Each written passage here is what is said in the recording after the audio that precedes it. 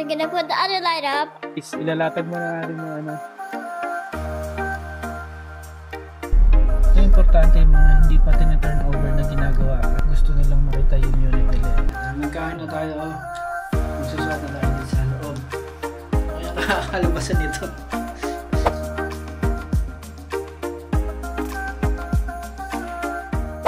Good morning mga kapitbahay. Today is Saturday. Dahil Saturday ngayon, naligo tayo. Kami Saturday lang naliligo. Saturday ngayon. Tanghali na, magtatanghali na. Kaya dahil tanghali na, kakain muna kami sa labas. Dahil kami, nagkagutom na. Guys, itong harap namin, minamadali na yan.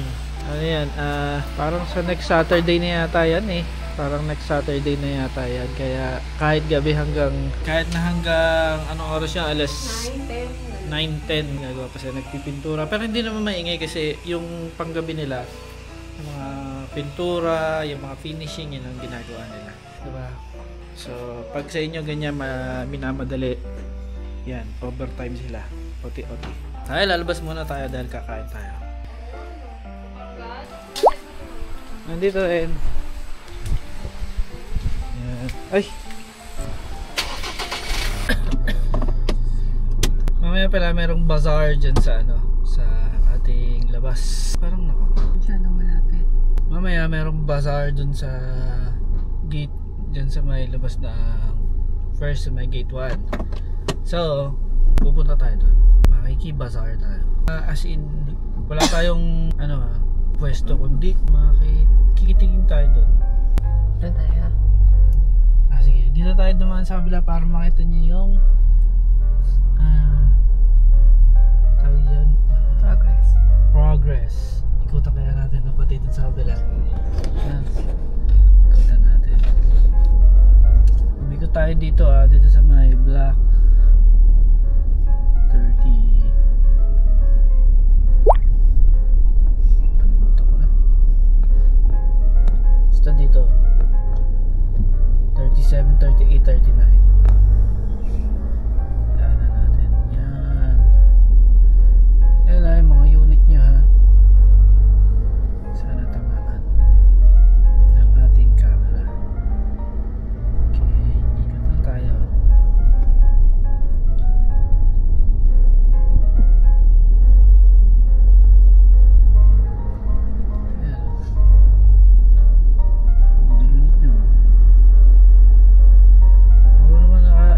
Naka-turnover. Ito yung importante yung mga hindi pa tina-turnover na ginagawa kasi yun yung may mga gusto nilang makita yung unit nila. Kapag kasi turnover na, syempre nakakapasok na sila dito. Mga nire-renovate na. Pero yan, mga hindi pa, mga ita-turnover pa lang.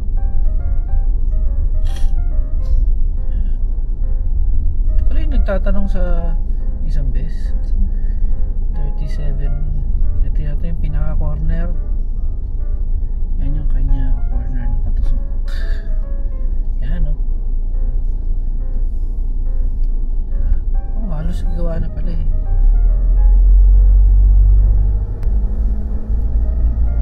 Okay, umikot lang tayo doon. Tapos balik na tayo dito sa block 30 at 32.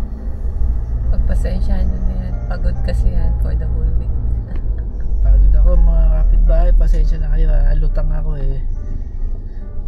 laging madaling araw na ako nakakatulog dahil sa trabaho. Ginagawa units nyo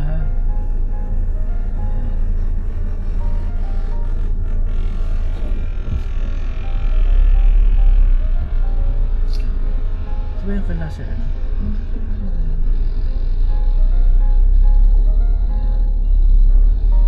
Nandahan ko na pero sana natamaan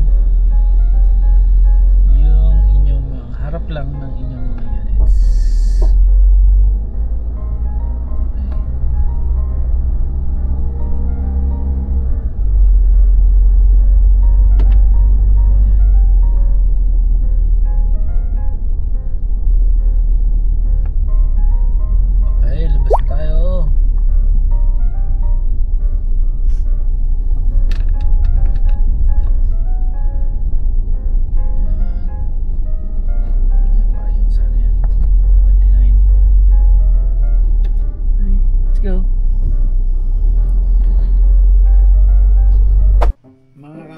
ay nandito na kami, nakauwi na kami, nakabalik na kami. Galing doon kami pumunta sa Walter, Nasugbu. So ngayon, teka, titimpla muna tayo ng kape. Timpla muna tayo ng kape. Dahil tanghali ngayon mainit, magkakape tayo. Pag mainit, magkape. Wala pala kaming problema sa sa kinakain nitong kuryente kapag tanghali dahil malakas ang sikat ng araw, meron kaming solar.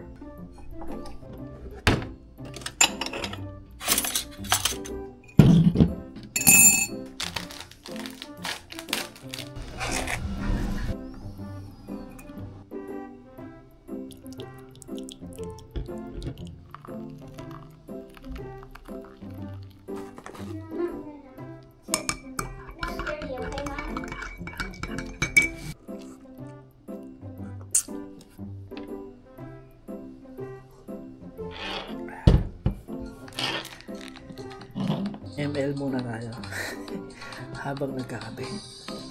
Kala nyo ha, nag-ML din ako. Hindi lang ako puro DIY. Mythical honor. Hindi, wag ka na magawa. Ay, balik mo na lang. Pahirapan na ako maglinis eh. Magagawa sana ako, kaya lang na-stress na hindi na magagawa. Ay, balik mo na sa dati. Inalo mo kasi yun. Naayos ko tapos daw. Tingnan nyo guys. Tingnan nyo na. Hindi ko na tuloy alam kung nasan yung mga gamit ko. Lilinis ko na lang yung salamin. Ayos mo na yung katayan. Good morning mga kapitbahay. Ngayon ay Thursday. Ay, mali. Ngayon ay Friday. At holiday ngayon. Kaya wala tayong trabaho. Ang gagawin na natin ay mag-DIY muna tayo. Subukan natin gawin yung ating pantry para lagyan natin ng mga shelves para additional storage area para sa ating mga groceries, mga ganun. Ngayon, almusal muna tayo. Ang almusal natin ay tirang tinapay na French baker na kinain ng anak ko, tirang donut, tirang choco butternut, tirang choco wako. Tapos, meron pa tayong dito, chicharon at saka banana chips. Wow! Bigay sa atin ni Sir Mark at si Ma'am Micaela. Thank you very much po sa inyong pasalubong. Paggawa na naman kami ito. Sarap ito. Para talaga sa akin ito.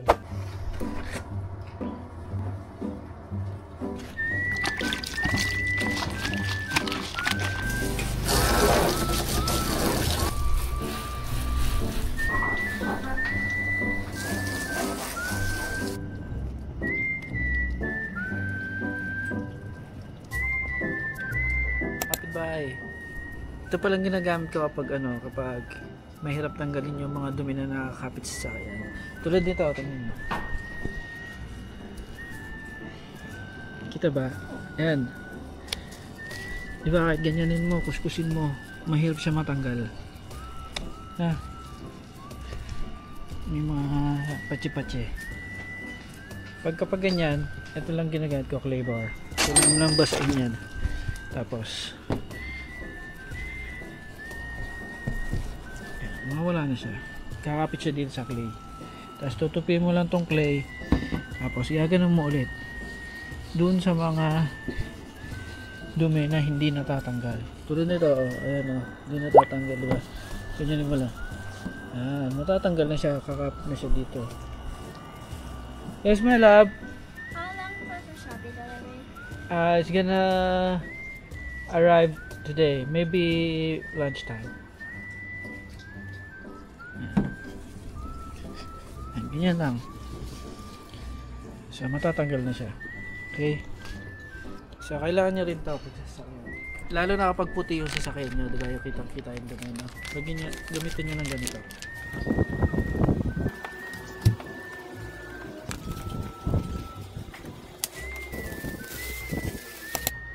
Tapos na ako mag car wash. Ito lang itong yung isa hindi.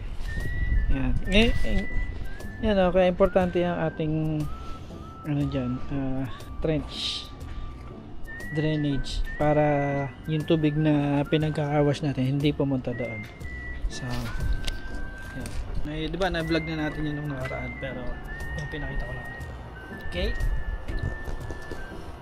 Palitin muna natin sa sasakyan para yung yung pick up na dito sa labas nasa loob na itong isa kasi hindi pa muna natin gagamitin to. Ang malimit natin gamitin yung isa yung pick up.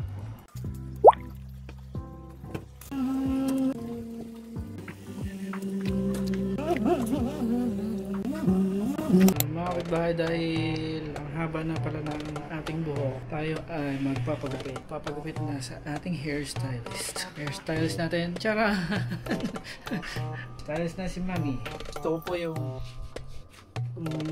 ganun ka, ganun. Ikaw wala dito, ako nagdidis.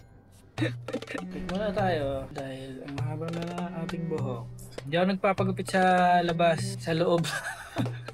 Sa loob na. Si Mami na nagugupit sa akin. Sabi, kaya pala ganyan. Kaya pala ganyan itsura.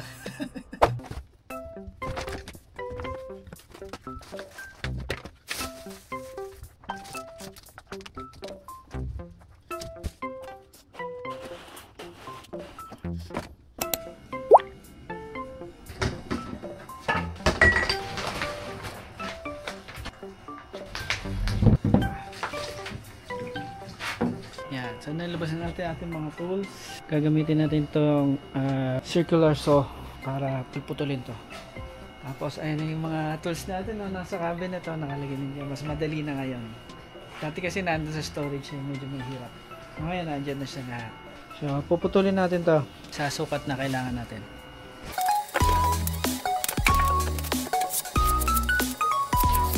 Ito muna gagamitin natin sa salamin, no? Yung salamin kong isa, yung ganon, malaki, nawala, nalaglag. Hindi ko alam, nalaglag yata sa Robinson, sayang.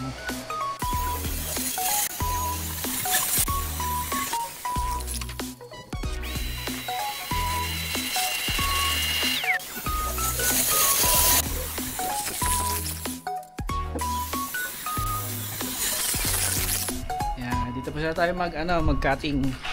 Yan, tayo mag-cutting. Yan. So ang sunod naman natin gagawin ay lilihan ng konti.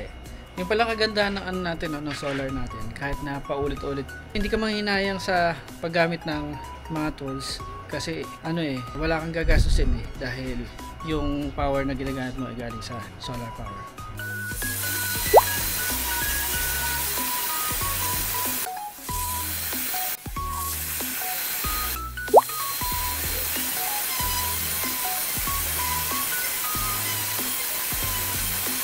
Nagkain na tayo, magsusuot na tayo dito sa loob. Ano kaya kakalabasan nito?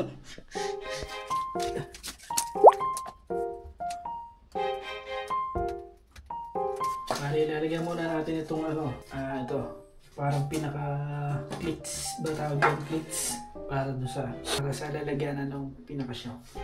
Nasira yung yung impact driver ko, nasira yung yung chuck. So bibili lang ito ang bago ng chuck. Yung ganito yun, napapalitan yun. Subukan natin kung kaya nito.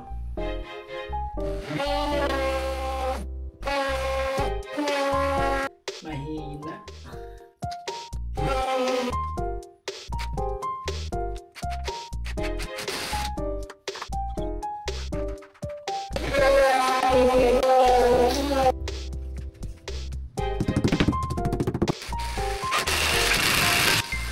Kapitbahay, dumaan dito si Sir Joe dun sa may corner lot sa likod ng Ma'am Tina at nag-abot siya sa atin ng pasalubong butterscotch na manipis.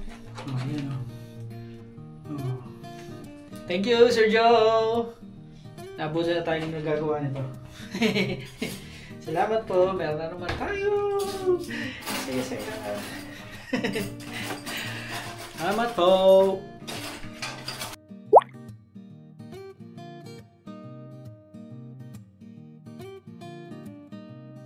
Good morning mga kapitbahay. Kahapon din na natin na ituloy yung natin, paggawa ng pantry natin dahil nasira yung ating chuck ng ating drill. Umorder na ulit ako. So ngayon, almusal. Almusal.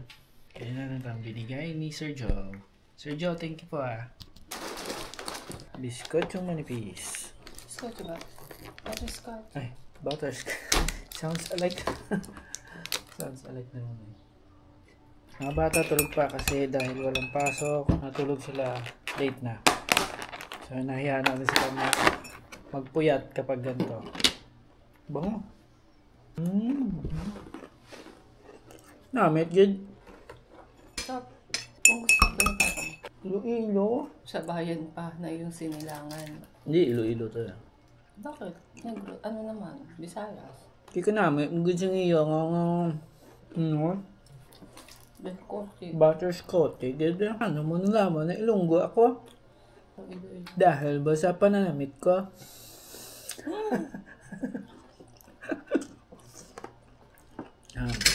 Kaya mo na kami. Buti na, nagawa pa ng paraan yung itong chuck. Nilagyan ko ng WD-40. Kung ano siya, gumala. Pwede pa natin gamitin.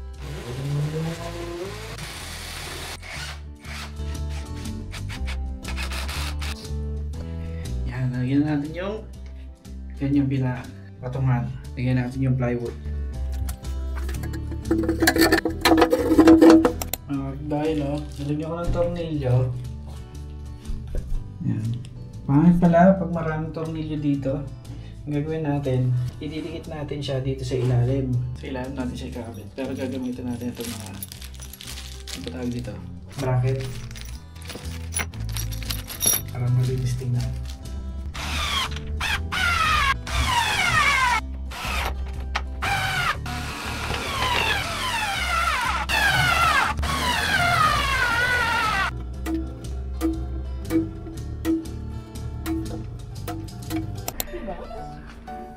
Kapitbahay, yan palang nagagawa natin. So, dahil wala kaming pagkain ngayon dito. Kakain muna kami sa labas. At saka mag-grocery na rin muna tayo. Grocery muna tayo. Panglagay dyan mamaya. Oh! Pet Malu! Kasi na ba yung susi?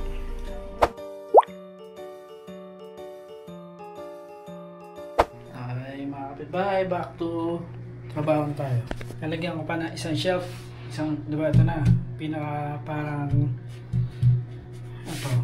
pinaka main, nalalagyan na. Tapos lagyan natin isa, dalawa.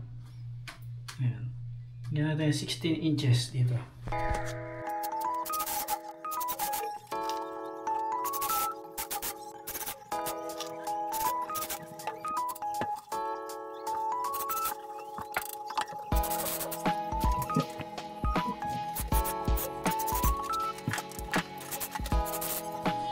Lalagyan natin to yung pangalawang shelf. Pero mas maliit to kaysa dito sa baba.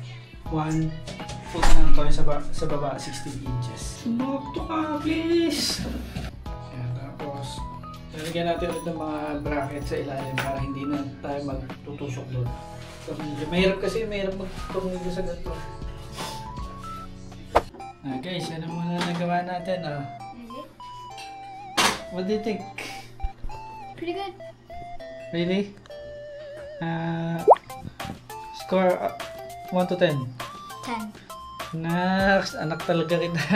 I love you. Guys, yan pala nagagawa natin sa ating pantry. Medyo madilim doon sa ilalim, no? Nalagyan natin ng LED. Mami, lagyan natin LED, no? Para may ilaw sa baba, no? Ang bahala dyan. Gagawin natin yung aesthetic. Aesthetic. Ha? It's aesthetic. Aesthetic? Aesthetic. Aesthetic. Aesthetic. Pahinga na muna tayo. Maglinis muna tayo dito. Ikaw na, Mami, maglinis. Thank you, Mami. Love you. Mga kapitbahay, pagod na ako. Kain muna tayo, mga kapitbahay. Ang ulam namin ay sinigang at saka itlog na may kamatis sibuyas. Kain tayo. Pero makasabi ko lang ako na.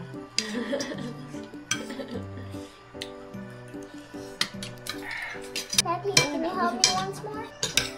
Mga taong nagda-diet na malakas kumain. Hello mga kapitbahay. Ayan, gabing-gabi na. Pero napagdiskitahan pa. 8 PM lang. 8 PM ba? Napagdiskitahan pa mag-s'mores kami. Ayan, dahil gusto na aming baby na kami ay mag s'mores. Kaya, magkano muna tayo. Dahil malamig dito sa labas. Para kang nasa camping. Malamig. Magkano tayo nito. Okay? Yeah, tapos manonood naman kami ng Netflix. Si Kiwi ay nagmumukbang ng kanyang treats. Nagustuhan niya to masyad. Gusto niya to. O, tingnan nyo. Doon kami, Spirited Away. Family date.